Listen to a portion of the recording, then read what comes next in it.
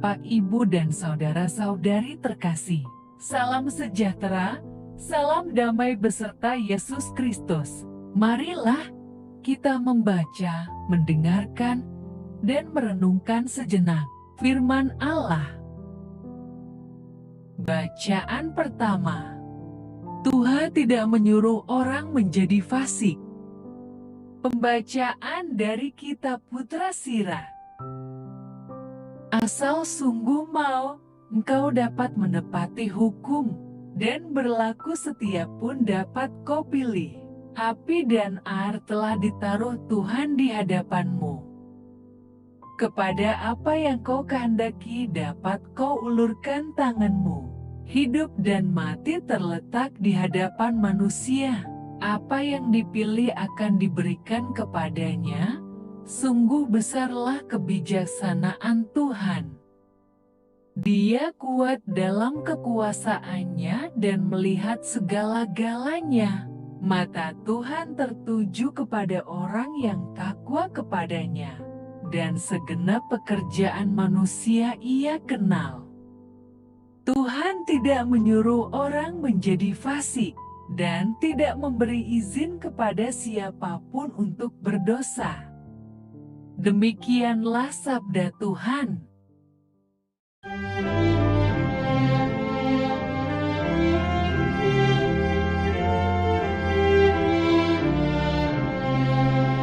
Berbahagialah orang yang hidup menurut Taurat Tuhan.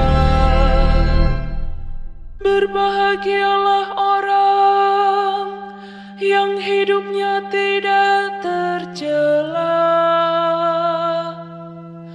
yang hidup menurut Taurat Tuhan. Berbahagialah orang yang memegang peringatan-peringatannya, yang mencari Dia dengan segenap hati.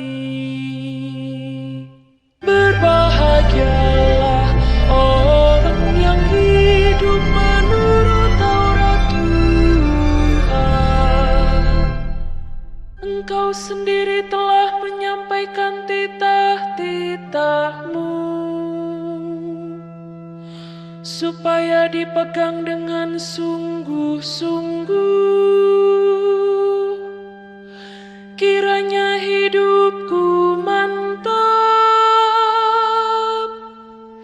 untuk berpegang pada ketetapanmu. Berbahagialah orang yang hidup menurut Taurat Tuhan. Lakukanlah kebajikan kepada hamba-Mu ini, supaya aku hidup, dan aku hendak berpegang pada firman-Mu. Singkapkanlah mataku, supaya aku memandang keajaiban-keajaiban hukum-Mu. Berbahagialah orang yang hidup menurut Taurat Tuhan. Perlihatkanlah kepadaku ya Tuhan petunjuk-petunjuk ketetapan-Mu. Aku hendak memegangnya sampai saat terakhir. Buatlah aku mengerti, maka aku akan memegang hukum-Mu dengan segenap hati. Aku hendak memeliharanya. Berbahagialah orang yang hidup menurut Taurat Tuhan. Bacaan kedua. hikmat Allah yang tersembunyi dan rahasia, yang sebelum dunia dijadikan. Pembacaan dari surat pertama Rasul Paulus kepada jemaat di Korintus. Saudara-saudara, kami memberitakan hikmat di kalangan mereka yang telah matang, yaitu hikmat yang bukan dari dunia ini, dan yang bukan dari penguasa-penguasa dunia ini, yaitu penguasa-penguasa yang akan ditiadakan. Tetapi yang kami beritakan ialah hikmat Allah yang tersembunyi dan rahasia, yang sebelum dunia dijadikan, telah disediakan Allah bagi kemuliaan kita. Tidak ada dari penguasa dunia ini yang mengenalnya, sebab kalau sekiranya mereka mengenalnya, mereka tidak menyalibkan Tuhan yang mulia. Tetapi seperti ada tertulis, apa yang tidak pernah dilihat oleh mata, dan tidak pernah didengar oleh telinga, dan yang tidak pernah timbul di dalam hati manusia, semua yang disediakan Allah untuk mereka yang mengasihi Dia. Karena kepada kita Allah telah menyatakannya oleh Roh, sebab Roh menyelidiki segala sesuatu, bahkan hal-hal yang tersembunyi dalam diri Allah. Demikianlah sabda Tuhan. Syukur kepada Allah.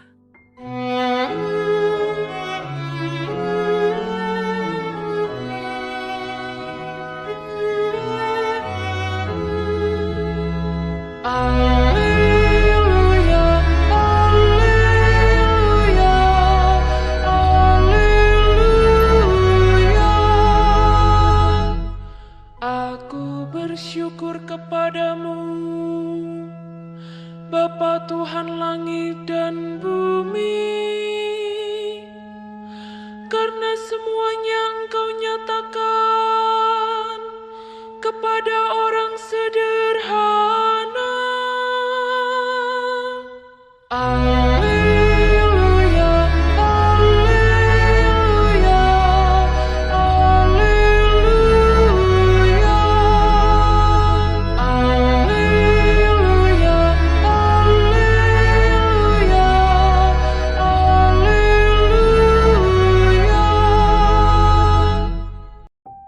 Tuhan bersamamu dan bersama rohmu. Inilah Injil suci menurut Matius. Dalam khotbah di bukit, Yesus mengajar murid-muridnya. Katanya, "Janganlah kamu menyangka bahwa Aku datang untuk meniadakan hukum Taurat atau kitab para nabi. Aku datang bukan untuk meniadakannya, melainkan untuk menggenapinya. Karena Aku berkata kepadamu, sesungguhnya selama belum lenyap langit dan bumi ini, satu iota atau satu titik pun tidak akan ditiadakan dari hukum Taurat, sebelum semuanya terjadi. Karena itu siapa yang meniadakan salah satu perintah hukum Taurat sekalipun yang paling kecil, dan mengajarkannya demikian kepada orang lain, ia akan menduduki tempat yang paling rendah di dalam kerajaan sorga. Tetapi, siapa yang melakukan dan mengajarkan segala perintah-perintah hukum Taurat, ia akan menduduki tempat yang tinggi di dalam kerajaan sorga. Maka, Aku berkata kepadamu, jika hidup keagamaanmu tidak lebih benar daripada hidup keagamaan ahli-ahli Taurat dan orang-orang Farisi, sesungguhnya kamu tidak akan masuk ke dalam kerajaan sorga. Kamu telah mendengar yang difirmankan kepada nenek moyang kita, jangan membunuh. Siapa yang membunuh harus dihukum. Tetapi, Aku berkata kepadamu, setiap orang yang marah terhadap saudaranya harus dihukum. Siapa yang berkata kepada saudaranya, kafir, harus dihadapkan ke mahkamah agama. Dan siapa yang berkata, jahil, harus diserahkan ke dalam neraka yang menyala-nyala. Sebab itu, jika engkau mempersembahkan persembahanmu di atas mezbah, dan engkau teringat akan sesuatu yang ada dalam hati saudaramu terhadap engkau, tinggalkanlah persembahanmu di depan mezbah itu, dan pergilah berdamai dahulu dengan saudaramu. Lalu kembali untuk mempersembahkan persembahanmu itu.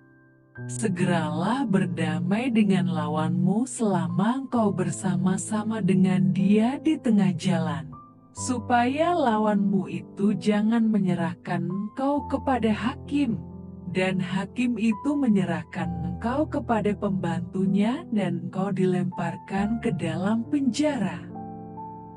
Aku berkata kepadamu, sesungguhnya engkau tidak akan keluar dari sana sebelum engkau membayar hutangmu sampai lunas.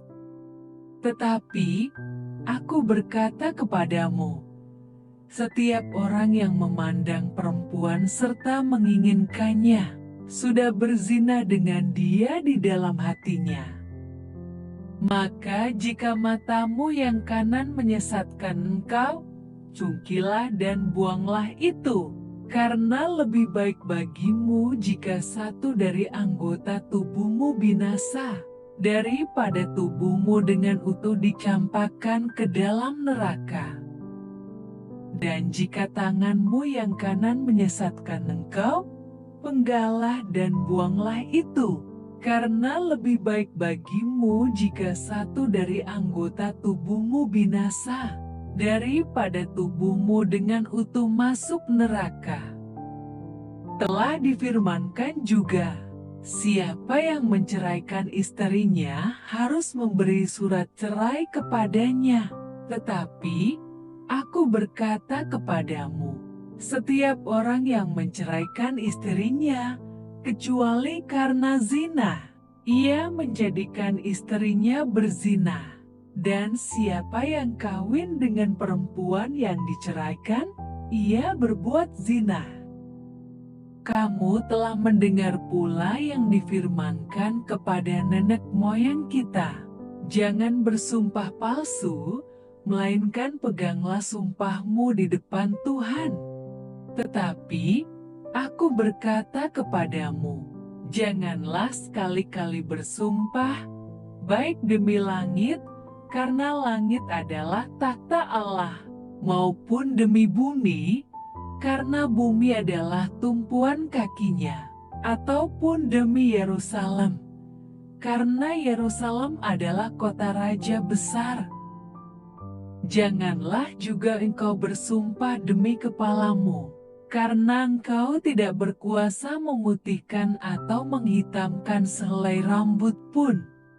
Jika ya, hendaklah kamu katakan, ya, jika tidak, hendaklah kamu katakan, tidak. Apa yang lebih daripada itu berasal dari si jahat. Demikianlah sabda Tuhan, terpujilah Kristus. Renungan Injil. Bapak, Ibu, dan saudara-saudari terkasih dalam Kristus Yesus. Dalam pengajaran Tuhan Yesus seringkali melampaui hukum Taurat. Banyak orang yang berpikir bahwa Tuhan Yesus datang untuk meniadakan hukum Taurat. Tuhan Yesus justru menegaskan bahwa Dia datang untuk menggenapi hukum Taurat. Bahkan, Tuhan Yesus menekankan bahwa tidak boleh satu titik pun ditiadakan dari hukum Taurat, sebab akibatnya adalah menduduki tempat yang paling rendah dalam kerajaan surga. Lalu, apa yang dimaksud oleh Tuhan Yesus? Bahwa Ia datang bukan untuk meniadakan hukum Taurat, melainkan untuk menggenapinya. Apakah hal itu berarti seluruh hukum dalam Perjanjian Lama harus diterapkan dalam kehidupan kita? Bukankah banyak hukum dalam Perjanjian Lama yang sepertinya diubah oleh Tuhan Yesus? Misalnya soal tata cara penyembahan, persembahan, penyembuhan, dan lain-lain. Meskipun banyak detail dalam hukum Taurat yang tidak berlaku lagi, sejak Yesus datang ke dunia, pada dasarnya prinsip-prinsipnya masih tetap berlaku. Misalnya, perayaan keagamaan Yudaisme tidak perlu kita lakukan, namun prinsip untuk menyembah dan mengasihi Tuhan dengan segenap hati tetap berlaku pada setiap zaman. Berkaitan dengan hukum Taurat, Tuhan Yesus mengajarkan bahwa hal yang paling penting bukanlah mengetahui seluruh detail hukum Taurat, seperti orang-orang Farisi dan ahli Taurat, tetapi menjadikan hukum itu prinsip dalam tindak tanduk kehidupan sehari-hari. Tuhan Yesus menunjukkan mengenai spiritualitas yang mengubah sikap dan karakter hidup kita. Pembangunan spiritualitas kita tidak boleh berisikan kemunafikan seperti orang Farisi. Kehidupan iman kita yang terinstitusi secara formal memang tidak cukup untuk membuat kita menjadi serupa dengan Kristus. Kita bersyukur iman sejati kepada Yesus Kristus telah mengubah hidup kita, makin melekat padanya di dalam Yesus Kristus. Kita beroleh buah-buah roh yang melengkapi diri kita sebagai pribadi yang telah disapa dan diubah olehnya. Marilah berdoa. Allah Bapa, sumber pengharapan, Engkau telah mengikat perjanjian dengan semua orang melalui Yesus yang terurapi. Semoga kami selalu berpegang teguh pada Dia dan berkembang menjadi umat yang patuh setia. Dengan pengantaraan Yesus Kristus, Putra-Mu, Tuhan kami yang bersama Dikau, dalam persatuan Roh Kudus, hidup dan berkuasa Allah sepanjang segala masa. Dalam nama Bapa, Putra, dan Roh Kudus. Amin. Terima kasih sudah mendengarkan dan merenungkan firman Allah. Jangan lupa subscribe dan jangan lupa juga aktifkan loncengnya. Terima kasih. Tuhan Yesus memberkati.